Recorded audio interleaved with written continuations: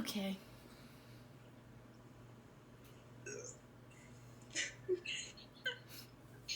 Hi, I'm Natalie Dust. I'm Alaya. I'm Gussie. I'm Julia. I'm Michael. Cool. Yeah, so do we want to lead the first question? Yeah. Do you want to? Mm-hmm. Okay, I will. As a group, outline the problems of the technological age developed by Kerr in his book Encounters in Thought. Kerr utilizes Borgmann's device paradigm as being representative of life within a technological society.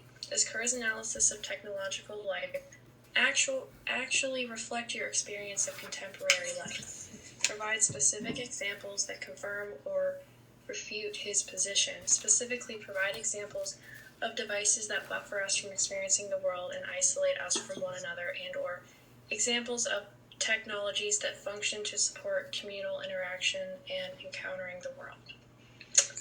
Okay. That's a mouthful. It is, so let's just break it down into the first question. Yeah. This is going so well. I don't even know how to turn that off. Okay.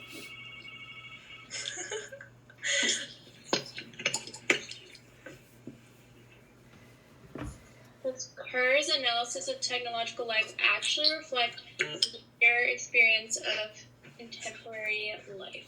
So his analysis is what? That we're not, like, we're kind of, like, receding, like, we're not as open and we're not, like, engaged in our society? Mm-hmm. Yeah, so he thinks that we need, like, the way that, like, all of the generations of the world are going to become more open, have more wonder, be more receptive, and be able to contemplate is if we learn how to, like, balance our use of technology. And we don't do that now, which I think is so. Yeah. Like, right now, all we kind of do is, like, communicate through technology and go on technology for, like, entertainment. Right. And people use it for work, and that's kind of now. Yeah, so, like, I think that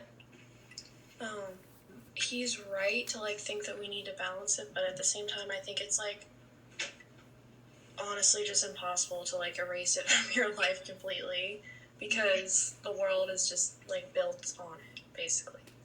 And, like, trying to do the digital detox. Like, I know. That digital detox was not successful for me. No, it was rough. Like, we use technology for literally everything. Mm-hmm. That's like, I take, like, all my notes on technology. Yeah. It's like everything now.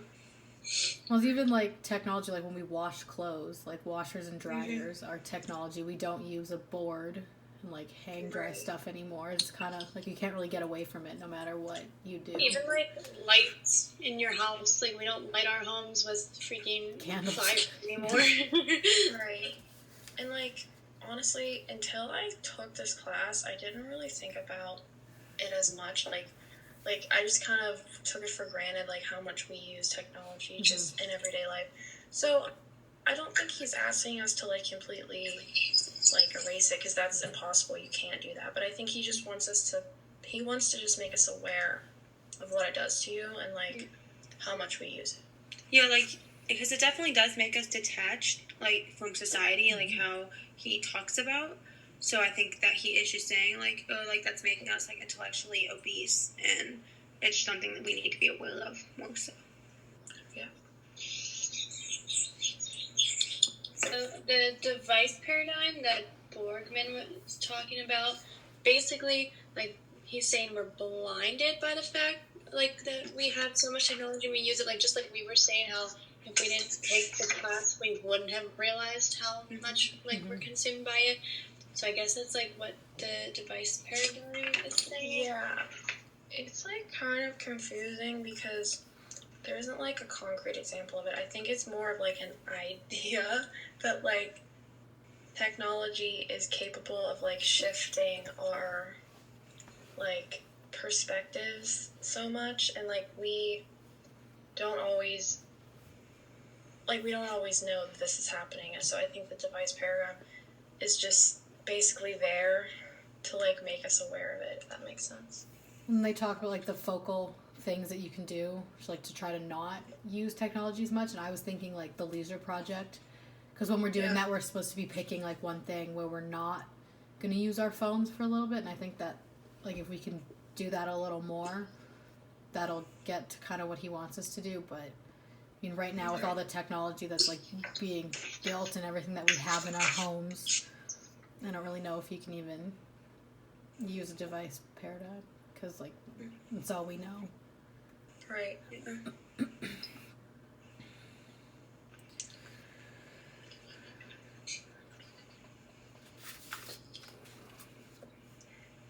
Oh, the one thing that he talked about, the example in class, was like the heating system versus a hearth. And like we rely on a heating system now, because like in the winter we're not going to use a fire to keep our houses warm. Like we push some buttons. Yeah. And like we can't not do that, because then everyone will freeze. Right. I wrote that down, like the whole heating thing. And I also think that a main point in that was that because like you have to put in the work to go and chop the wood, and like everybody gets warm because of the hearth. That's what he was talking about. So everybody gathers around it, and like they're together, so it creates like this social gathering in a way. But in the modern like air conditioning and heating, everyone can just be alone and not really appreciate like the fact that this takes a lot of work, and it doesn't have an opportunity for you to be together like just naturally. So, And that's like the thing, like a lot of people like in our time just like it easier where they don't have to do anything, but they can, like you said, you just click the button and they get that. My power went out yesterday. Oh, well, you guys know all this. We were supposed to do it then. But we were, like, thinking, because we are literally stuck here right now. And, like, the only thing, I mean, like, we've been, like, playing cards or, like, doing, like, random stuff. But, like, we were trying to, like, bake a little bit here and there. But, like, we can't, just go out and buy a crap ton of baking supplies. You know what I mean? Like, we actually need, like, real food if we want to, like, be here during this time. And when our power went out, like, we had 2 whole fridges full of food, and like we need that. Refrigerator is a form of technology at this point. Like, we needed that, and we were so nervous. Luckily it came back on, but like you just never know like when those incidents are going to happen. So like to us, like we really value like that form of technology, like along with like heating and cooling. But I was, like, thinking about it yesterday, like, literally in relation to this, like, how scary that almost was. Like, we almost lost literally, like, all of our fruit, all of our frozen meat. Like, that would have been really bad, and we rely on technology for that. My power went out last week, and it was funny, because at my dad's house, the Wi-Fi, like, is, like, the signal just sucks, so, like, we rely on Wi-Fi. And, like, we couldn't do anything. Like, we were just, like, sitting there. And, like, the TV wasn't working. And we were like, oh, like, what do we do? So, like, I don't know. Like, that just kind of shows, like, how, like, we just, like, rely on technology and stuff. I feel like it's even worse now because we're just, like, stuck in our houses and we have nothing better to do than use technology or whatever. I feel like now, like, we don't realize how much we actually miss people. Like, when we can't be around people, because it's like, oh, I'll FaceTime someone, it's fine, but it's not the same at all. Mm-hmm. Like, I'd rather be with people instead of, like, sitting in my room by myself for 2 months. Why did people's power go out? I have no idea. I think there was, like, a transformer. Not a transformer, oh my god. Whatever they are, it blew. And it was only off for, like, an hour and a half. But I was thinking about this, what like you guys were saying just now. Like, I've been having music on pretty much the entire time that I've been home, just to keep myself sane. Like, my house being dead silent would literally make me go crazy. So like, I've been like having music on. Like, I'll put on my TV. My TV has YouTube, and I'll put on one of those like 2-hour long streams of just like house music or like just music. And, like, when my power went out, I obviously still have, like, my phone and I've had a view internet and stuff, but I was just like, I really have been using a lot of technology. And then my dad brought up a really good point when we were talking about all this. He was like, things could be, like, shortaging or whatever with power when we were, like, thinking about what caused the power outage. He was like, everybody's home right now. Everybody's on, you know, their technology, their Wi-Fi, their television. Like, power is being used throughout the day, like, so much more than it typically is, just because everybody's home.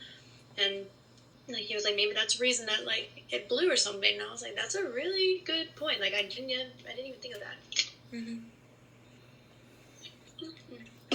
So what is an example of a device that buffers us from experiencing the world? I feel like obviously our phones, like what Phones, like, to my mind is like when people record the concerts and watching it. yeah, and they don't watch it. Oh, that makes me so mad. I hate that. I know.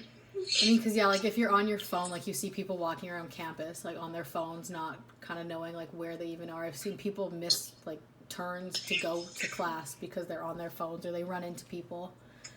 And, I mean, like, obviously we don't need phones. Like, we all feel like we need phones. But, I mean, I think even, like, computers and video games and, like, Netflix even, because that's all people want to do. So, like, when they want to sit and relax, they just want to be doing something on technology. I thought it was funny whenever I was doing my detox. It was over Valentine's Day, and when I went out to dinner, I just like looked around and everybody was on their phones like at dinner and just like putting all their attention on their phone instead of the date, and that just, I don't know, that stuck out to me. Yeah. I went to the Post Malone concert like in the end of February, and I like specifically told myself like, okay, take like 2 pictures just to like, and then that's it. And I only recorded I Fall Apart, and then that was it. And I made myself like just watch him and not record it, and it was so much fun, and like it really made a difference. But I wouldn't even have thought to do that unless we had talked about it in class. That was literally me. I was there too, and I like took some cool pictures because I loved like how the stage looked, and he was wearing a Mac shirt and everything. But Yeah. I was like, you're never gonna watch these again. Like, Right. if you want to like film like one of your favorite songs, I feel like that's like a memory, and it's how we keep our memories now, like in our phones. So like, I was like justifying that, I guess. Yeah, but no, I did the same thing. I definitely have been more conscious about like, okay, so I'm obsessed with sunsets. Like, I love like nature and stuff. I'll always go down to like the point and like just watch the sunset. And I used to take like hundreds of pictures while I was down there, just like of the same freaking sunset, like a minute later. And like I just realized that, you know, those are nice memories to look back on, but like you really only need maybe one picture, maybe. Like just sit there and enjoy it in peace. And I've like been really thinking about that more lately. So, Yeah. Okay, this is like kind of embarrassing, but last year I would always like spill food in my dorm. Like, I don't know why, but I spilled like Cheerios, I spilled tomato soup, I spilled like candy everywhere. And my first reaction was always not to clean it up, to take a picture of it. And I was thinking back and I'm like, why is that like my first instinct to take a picture of it? Why don't I just go clean it up? But like now, like whenever I do something like dumb like that, I'm like, okay, you need to like not put it on Snapchat, like it doesn't matter. No, for real, like I feel like funny things like that are like immediate reaction nowadays, especially for a phone. Like we can't just like laugh about it and move on. Like we have to show someone or tell someone on like Snap or whatever. And it's like honestly kind of even more embarrassing that we feel the need to do that. Yeah, no, you're right. Okay. I think we're good on number 1, honestly. Yeah, me too.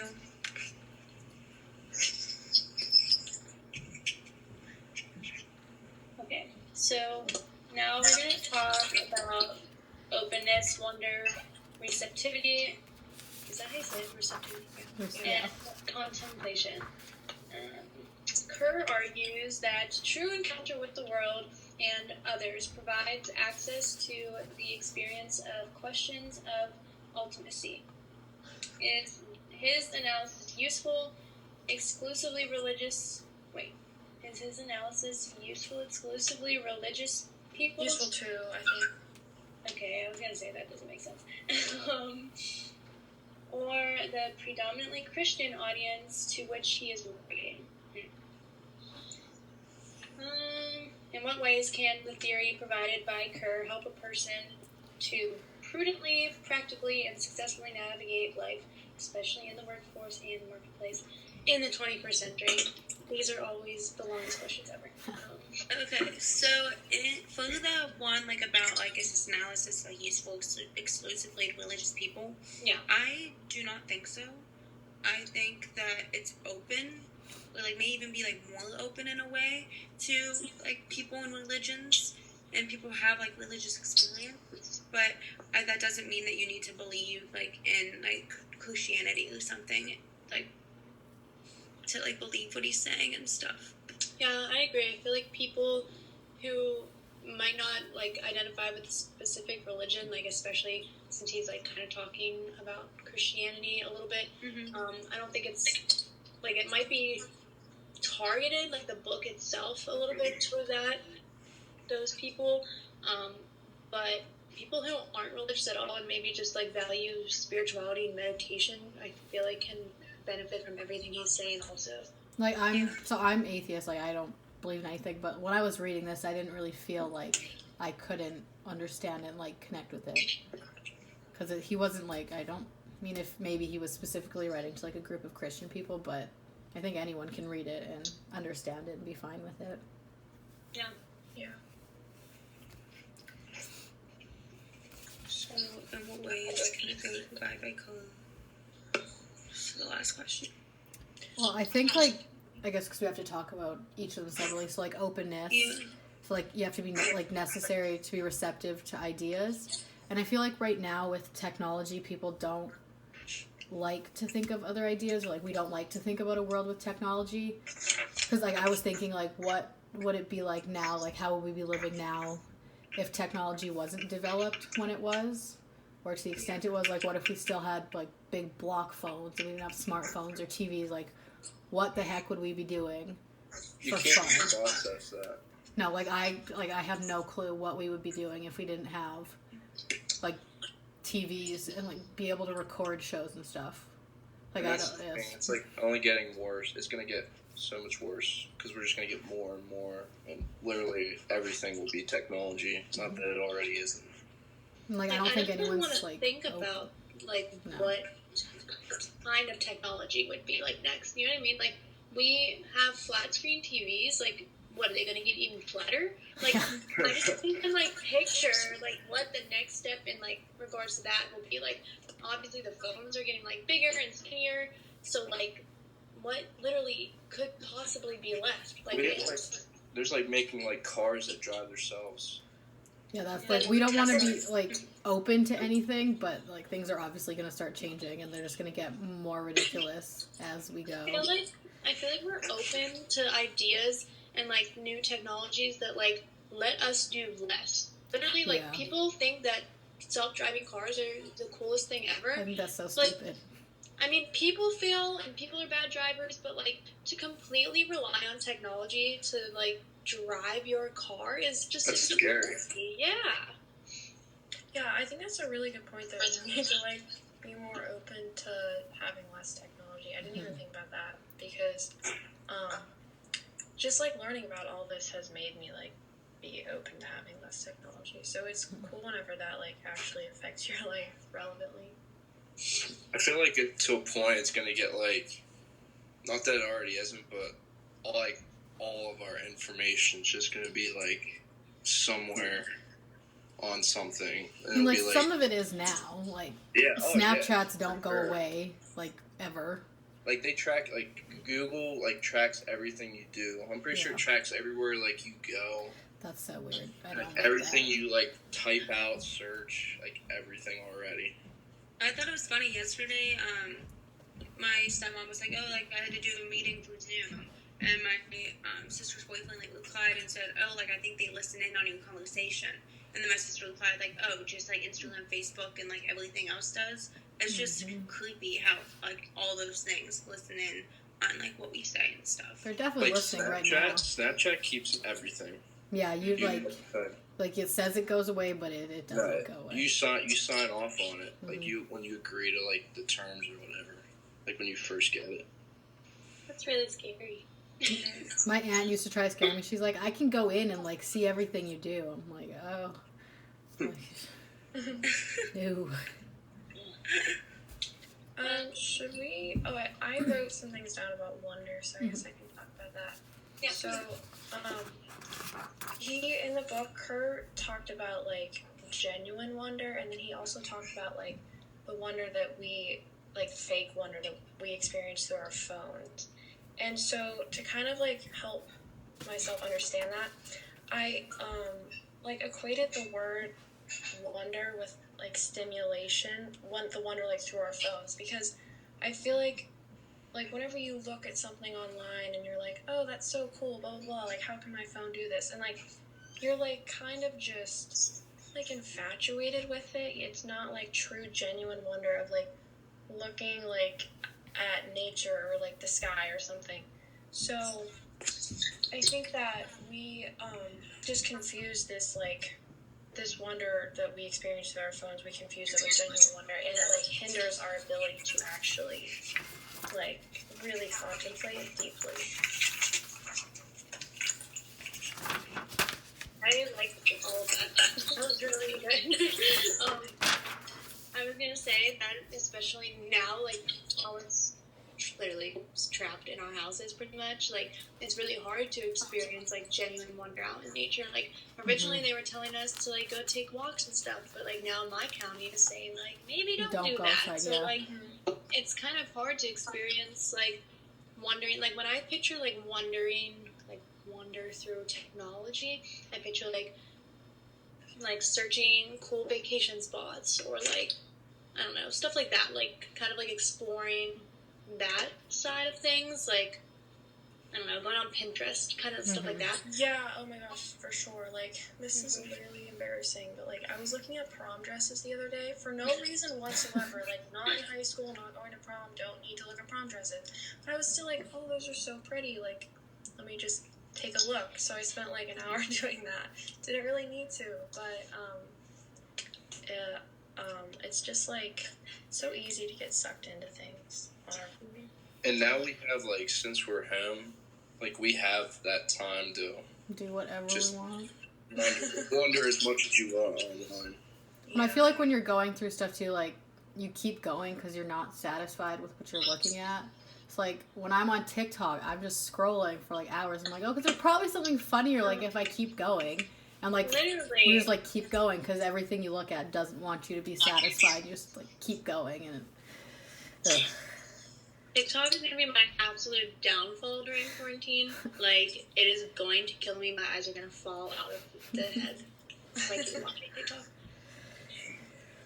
Another thing I noticed, okay, so I was changing my background on my laptop the other day, and like I went on like all of the Apple like backgrounds, and they're all like these really like beautiful pictures of nature, and I just looked at them for like an hour, but it's like it's not like the actual thing, but it still like makes you think that it is, even though it's not. No, half of my Pinterest boards are like, have like a vibe with the board, and it's all like pictures of sunsets and like cityscapes, like it's like a moody type of board. Like I have obviously stuff like for fashion and like decor, I don't know, random stuff like that. But like my version of wondering, I guess right now is like through that, because it's hard to just, like I said, I used to go down to like Point Park and like sit and watch sunsets or like just take a walk, and now we can't do any of that stuff. So like I don't even know what other kind of form of wonder we could do in our houses. Like really creative people like are probably like writing songs. Like the next musical genius is probably gonna come out of this. But like I don't know. Yeah, like all the things that you think are like genuinely interesting in the world, like all the places, you can't like actually see them like in real life unless you go to that place. You can see it on your computer, so it makes it so much easier.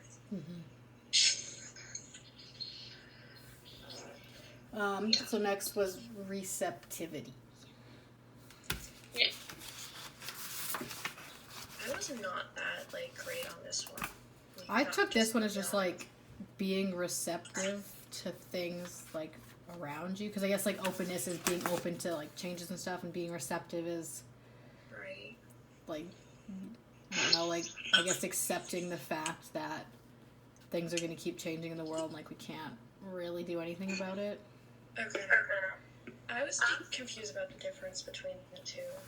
That's how I took it. I don't know if that's like No, it makes what sense. it is. And I feel like openness is, like you said, like being open to new ideas. Like the idea of, like, we're open, like I said, to like new fun technologies, but like he's looking at it as the idea of openness to like maybe step away from technology. And then I thought that like receptivity was like honestly, this entire class, for example, like we are, as students, are like typically given information, we have to process it, memorize it, take a test. Like we had to be open, and then we also had to be receptive and like be willing to receive this form of teaching where all he did was like talk. We did not have like real lectures, no PowerPoints. Like my take on like receptivity was like being willing to receive this new type of like teaching. And just like accept whatever is like coming at you. It's your ability to like take in information or ideas, I guess. Okay, That that makes makes sense. Yeah. So for contemplation, I just think that it's the negative effects that like the device paradigm and technology have on you. Like how he says like silence is like a good thing to come out of that, and how he said like in class things glow out of silence. And like then he was saying how like God doesn't talk to his people, he exists in silence. So I think that all relates back to how it's just like taking like a step back and not like using like the technology and stuff. So whenever he was talking about silence, I like really thought about that a lot. And so I am Catholic, so I decided to give up listening to music for Lent. And I originally was like, whenever I thought of the idea, I was like, no way, I can't do that. Way too hard. Like, there's no way. But then I like made myself do it, and it's been really like transformative. Like, not to be like dramatic or anything, but it's just like so. And I like made myself be open to the idea, because like I work out a lot, and I was like, I can't do this. It's too hard. But it just really made me like be able to think like deeper and just let my mind like just be blank, I guess. So it's really helped. I think like with contemplations, like we're relying so much on technology that it kind of like makes us brain dead in a sense. Because I feel like just like mindlessly scrolling through things, like you're not getting anything intellectual out of it. So I think like when we're doing this class and we have to use technology, it's different because like we're doing a test right now. Like we're actually talking about what we should be doing, but like when you're sitting in bed on your phone, you're not like your mind's not learning anything. You're not doing anything, and you're just kind of and almost like making yourself like less intellectual than you already are. Yeah.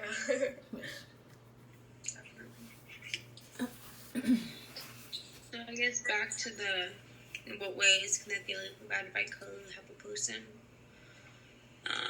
to successfully navigate life? I think We like already talked about it. well, yeah, I mean like Yeah.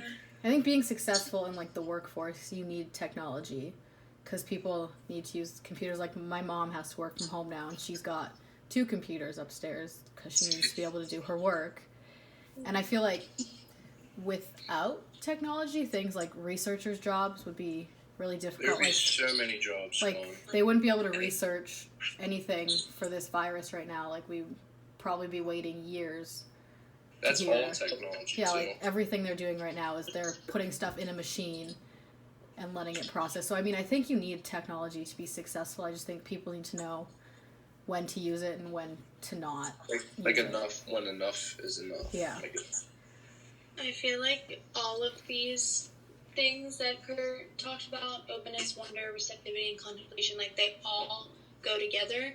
And I think that what he's trying to say that in order to be successful and navigate life, we have to like utilize all of those All of them, things yeah. and try to like work on all of those things. That's what I took.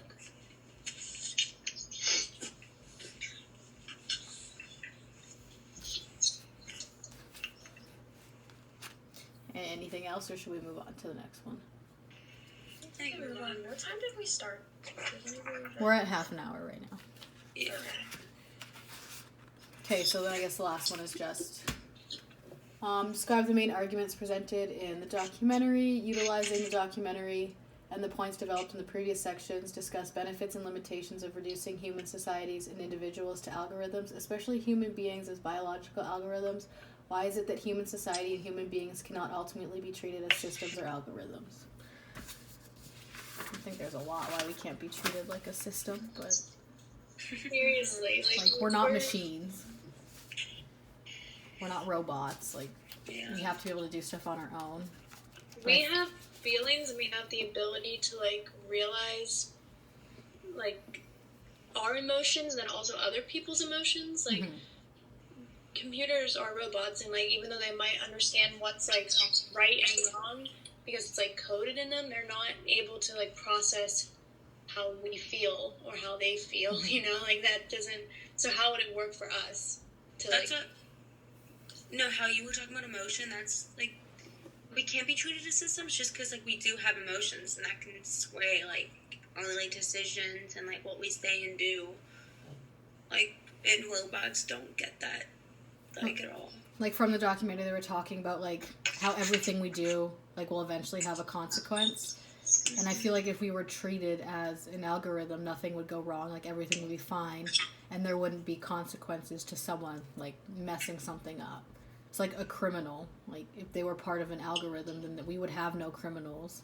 Like everything would just be perfect, and society would be like fine. And I feel like that's not. That's just too good to be true. Yeah, like that's not how we're supposed to be living. So in the video, like it was very confusing. Like I will literally say that to Dr. Lawrence's face. Like no, it's very hard to understand. Like okay, but the basic like thing I think was that these people were trying to figure out they were trying to make society like they were trying to make it like base it off of nature because they believed that nature was stable, like and the that ecosystems and stuff. that like it can function because they understood that nature can function without like humans making it function, but they were wrong to believe that because like we don't like know absolutely everything about nature. So they were trying to like base, I don't even know how to say it. It's so hard. I think they were trying to say like the society we live in now, like it should be like an ecosystem. Yeah. And it's like always stable, and like if something goes wrong, like we can always make it go back. It's like how it is and everything is normal, but I mean like not everything how we live is going to be stable and perfect all the time, because that's just not how we're supposed to be living. The hippie people in that video, they like developed this egalitarian politics, whatever that is, and they thought that it was right, and they wanted to do it because they thought it was based off of nature, but it was actually based off of like the idea that machines are like logical and they're just they're like an I don't know how to say it, autonomous. I cannot say this word. Starts with an A. Autonomous? Yes, I can't say that. But so they were like basing their like point of the world off of that, but it didn't work out in the end. Like it fell apart. I feel like nature too, like they live in a world, like well obviously nature lives in a world without technology, and like that's how it like all kind of like they do it all on their own.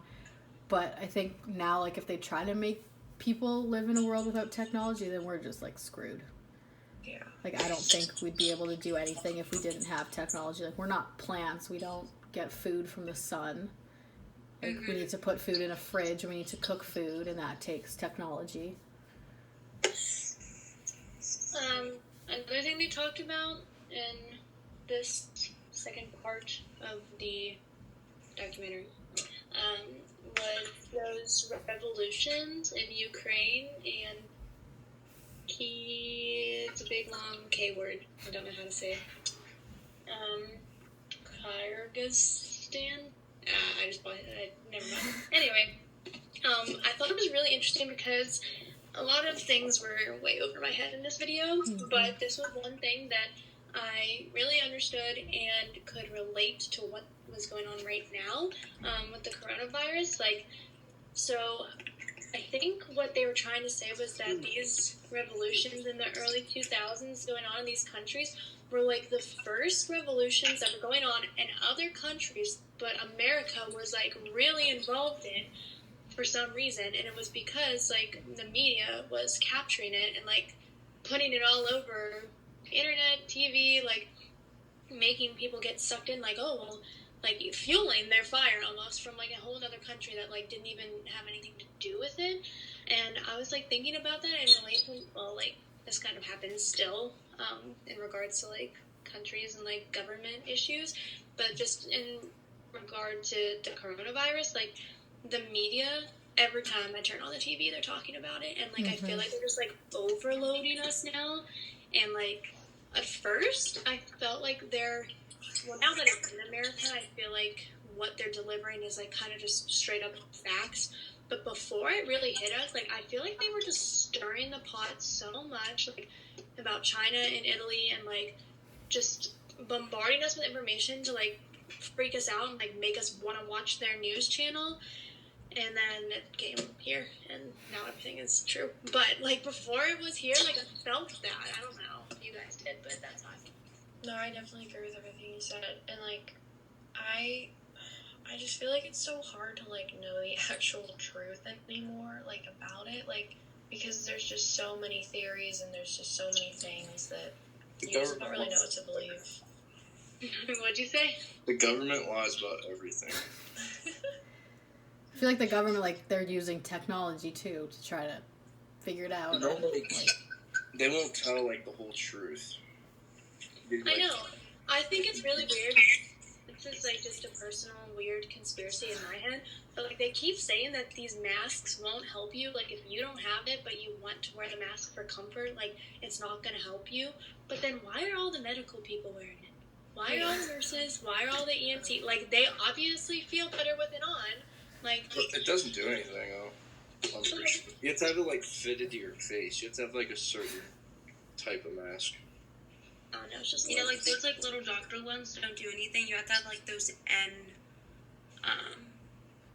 N3 or something they're called masks. Like, those ones. They're, like, not thin fabric. Mm-hmm. Like, I'm just saying, it's a little weird. But that's, like, another thing with, like, the media. Like, they're saying that we have like a mask shortage and everything, and like they're freaking people out, but then you see every single nurse wearing them. Yeah, and I was also thinking about like if the media wasn't like so like invested in it, and like I understand like we need to know information and we need to like be safe and everything, but I think it's definitely like hyping people up a lot. And if the media like wasn't so obsessed with it, I don't think that like everything would be shut down right now, because people wouldn't like be. I don't know. I just don't know. That's it. I just don't know. Well, I mean, if they tried to make society like an ecosystem, this wouldn't be happening right now. So I feel like everything they talked about in the video and having us like be stable isn't like, that's a lie. I mean, Yeah. they I clearly think didn't the know. scariest thing about it is just like just how fast it spreads. Oh, And so fast. that's like people just freak out, which is it's like the fastest spreading thing in a while, I guess, and it's very easy to get.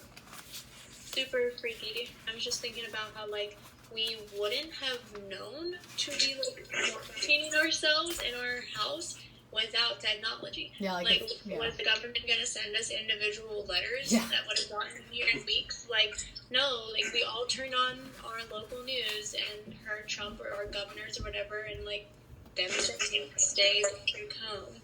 So like, how would we have known that otherwise? I don't think we know any of the stuff we know now. Like, we didn't have technology. It's like, how are they going to track who has it, who's dying, like, who's, like, being okay?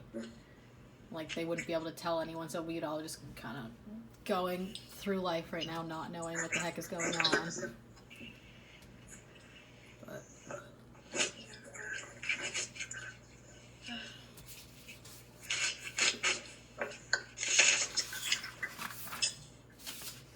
Okay, so bottom line, for that last question, we decided that humans cannot be treated as systems or algorithms because we have emotions and feelings. Mm-hmm. Okay. Just so we have it down there. This always happens. I always have to go to the bathroom at the end of all of our talks. You can't drain the well. Okay, you've been in there for an hour. Run to the water. I was yelling at my brother, everybody. This is gold. Alright. okay. Do you have anything else you want to say? No? No, I think we're good. No. Okay. Hope you guys can Just tell turn me. on the vacuum, so good thing that we're in this now. Oh my god. Alright, stay healthy, guys. Bye. Bye.